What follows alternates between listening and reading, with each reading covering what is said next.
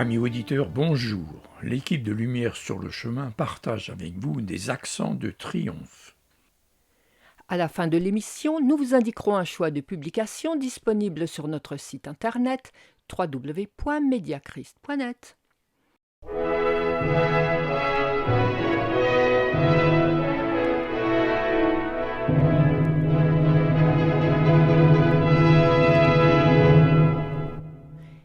Chers amis auditeurs, nos dernières émissions ont annoncé la résurrection du Christ, et avec lui celle de tous les chrétiens pour une éternité de bonheur.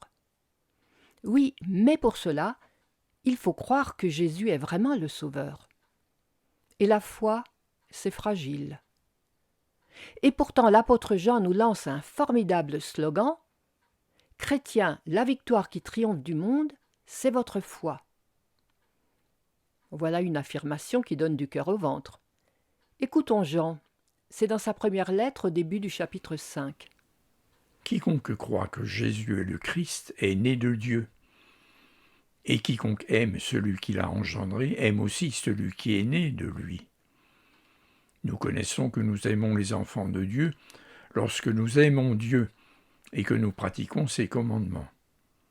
Car l'amour de Dieu consiste à garder ses commandements. Et ces commandements ne sont pas pénibles, parce que tout ce qui est né de Dieu triomphe du monde. Et la victoire qui triomphe du monde, c'est notre foi. Qui est celui qui a triomphé du monde, sinon celui qui croit que Jésus est le Fils de Dieu ? Chers amis, si vous écoutez ces émissions de l'heure luthérienne, c'est pour entendre des choses fortes, qui remuent le cœur, qui donnent des ailes pour la semaine et qui enthousiasment pour le quotidien, pour recevoir des encouragements qui vous donneront envie d'y revenir, comme on a envie de revoir un beau film au cinéma. Eh bien justement, ce texte de Jean nous dit des choses fortes et même extraordinaires de quoi nous remplir les oreilles. Chrétiens, la victoire qui triomphe du monde, c'est votre foi. C'est magnifique, exaltant et très positif. Mais il y faudrait peut-être quelques explications. Alors nous vous proposons de voir ensemble quelles sont les conditions pour triompher et comment y parvenir. Triompher du monde, avouez que c'est tentant. Il y a de quoi dresser les oreilles. Pharaon, César, Napoléon auraient bien voulu qu'un messager leur dise « La victoire qui triomphe du monde, c'est votre génie, votre pouvoir politique, votre force militaire. » Qui ne voudrait pas être plus fort que le monde pour apporter des solutions d'espérance et de bonheur, ou de triompher de ses ennemis ? Tous les tyrans, avides de domination et de pouvoir, rêvent d'une promesse de puissance qui vaincrait le monde.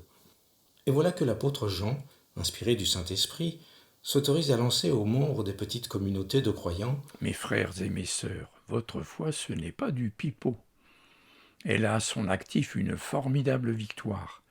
Elle triomphe du monde.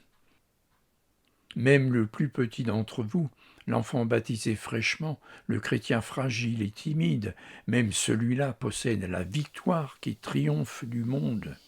L'homme de la rue qui entend cela se dit encore une publicité mensongère. Le coup de la lessive qui lave plus blanc, on connaît. Et celle qui triomphe de toutes les tâches, même dans les nœuds, on connaît aussi, c'est du bluff. Il est vrai que dans toutes les religions du monde, chacun vante ses dieux et le pouvoir de ses gourous, sorciers et autres marabouts.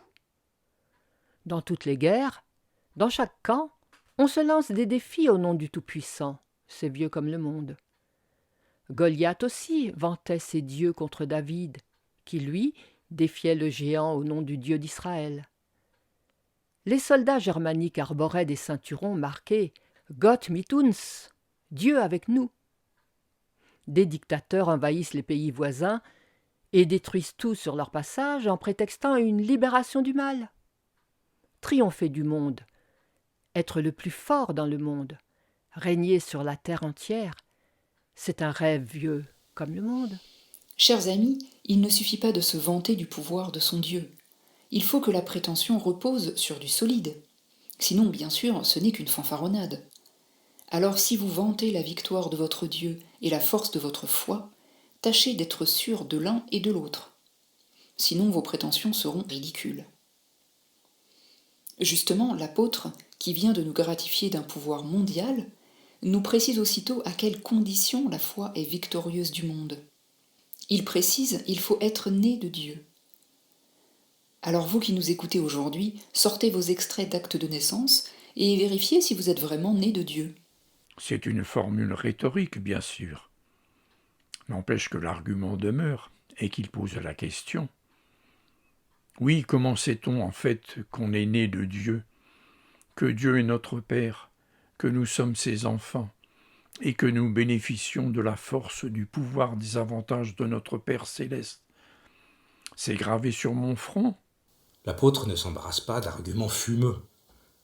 Il donne une réponse limpide et définitive. Est né de Dieu celui qui croit que Jésus est le Christ. Point. Hyper simple.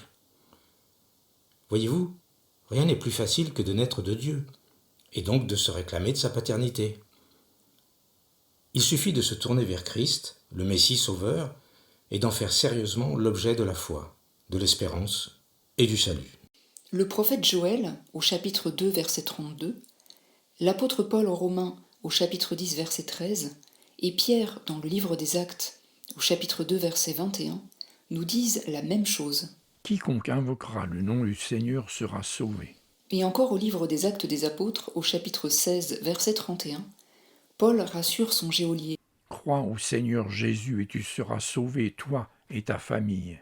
Donc la foi victorieuse, qui peut se vanter d'avoir avec elle toute la puissance de Dieu, ce n'est pas une foi approximative, ni la foi du n'importe quoi, ni la foi des impressions plus ou moins vagues, ni la confiance sentimentale au gré des émotions, ni la foi en des systèmes ésotériques ou philosophiques.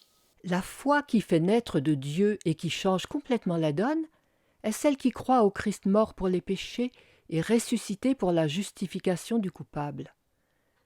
Cette foi-là possède toute la puissance de Dieu, comme Pierre l'affirme au premier chapitre de sa première lettre au verset 5. Par la puissance de Dieu, vous êtes gardés par la foi pour le salut. Plus loin, le même apôtre met les points sur les i, afin que les choses soient claires. Il écrit « Celui qui a le Fils a la vie. Celui qui n'a pas le Fils n'a pas la vie. » C'est net et catégorique. C'est une réponse à ceux qui s'abusent si facilement en disant par exemple pour justifier leur croyance « Nous avons tous un même Dieu ». Ça semble idéal, ça fait très fraternel et très œcuménique, mais c'est faux. Pour être né de Dieu, il faut impérativement passer par le Christ. Seul son sang nous purifie. Sans cette purification par le sang du Christ, on demeure en dehors de la famille de Dieu et l'on est sans salut et sans espérance céleste. Et ici, la vantardise ou la prétention ne change rien. C'est même plutôt tragique. Dieu ne nous permet pas de donner aux gens l'illusion que leur foi est victorieuse, qu'importe leur croyance. En dehors du Christ, il n'y a pas de foi victorieuse. Je n'ai pas le droit de dire à celui qui croit en Dieu, mais pas en Christ, tu as une foi victorieuse. Voyez-vous, il ne suffit pas de vanter son Dieu et son triomphe. Il faut que la prétention repose sur du solide. Or, la Bible tout entière ne connaît qu'une seule foi qui triomphe du monde. Elle a pour fondement le Christ Sauveur. Jésus dit la même chose quand il explique à Nicodème comment on peut naître en Dieu. Dieu a donné son Fils unique afin que quiconque croit en lui ne périsse pas, mais qu'il ait la vie éternelle. Et pour que les choses soient encore plus claires, Jean, qui aime les tests, nous soumet au contrôle suivant. Quiconque aime celui qui a engendré le Christ aime aussi celui qui est né de lui. Nous connaissons que nous aimons les enfants de Dieu lorsque nous aimons Dieu et que nous pratiquons ses commandements. L'apôtre Jean prend ici le mot commandement au sens large, c'est-à-dire non seulement les 10 commandements, mais toute la parole de Dieu. Car il est clair qu'il ne songe pas seulement à l'obéissance à la loi, mais aussi à toute la parole inspirée, comme le dit Jésus. Si quelqu'un m'aime, il gardera ma parole. Le test est simple. La vraie foi engendre le vrai amour. Cet amour a plusieurs directions. C'est aimer Dieu, aimer sa parole, aimer les frères. Ce test nous sert à voir si notre foi en Christ est authentique, sérieuse et vivante, bien accrochée aux promesses du Seigneur, ou bien si elle n'est que fantasme, illusion, froideur et mort. Car la fausse foi ou la foi morte, ça existe. et l'apôtre ne veut pas entretenir un malentendu. Mais voilà, l'heure tourne. Nous écouterons la suite du raisonnement de l'apôtre dans notre prochaine émission, et nous vous proposerons le test de la foi. À bientôt.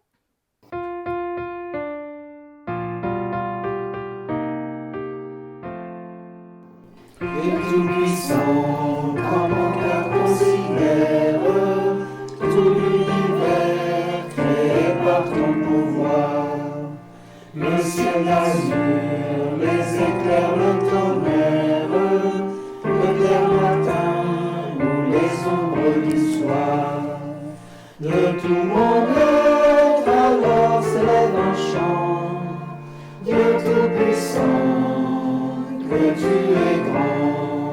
De tout mon être alors s'élève un chant, Dieu Tout-Puissant, que tu es grand.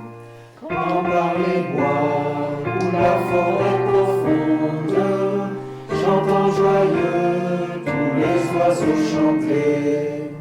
Quand sur les monts la source avec son onde livre aux zéphyrs son chant doux et léger, mon cœur heureux s'écrie à chaque instant, ô Dieu d'amour.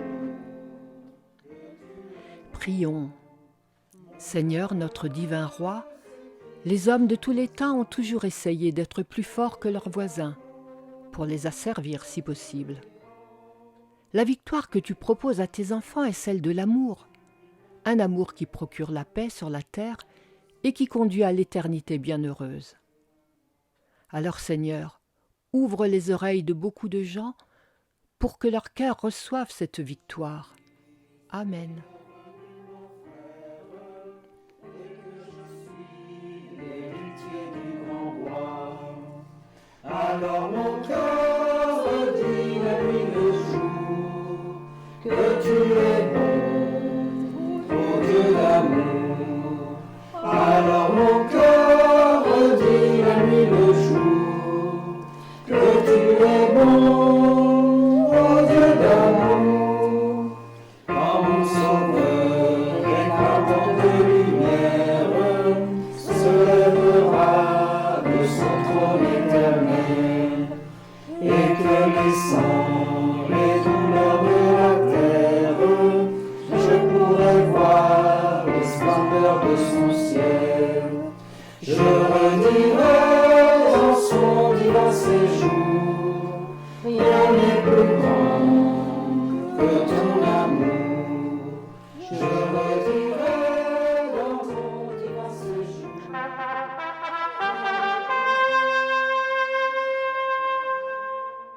Bonjour Simon, ça va aujourd'hui? Oh, bof. Tu as bien dormi? Ouais. Tu as vu comme il fait beau? Le ciel est tout bleu. Bah non, je vois un nuage là. Allez, viens, on va faire un tour. Non, il va pleuvoir, je te dis. Ce n'est rien, allons-y. Non, je veux pas bouger, je suis crevé.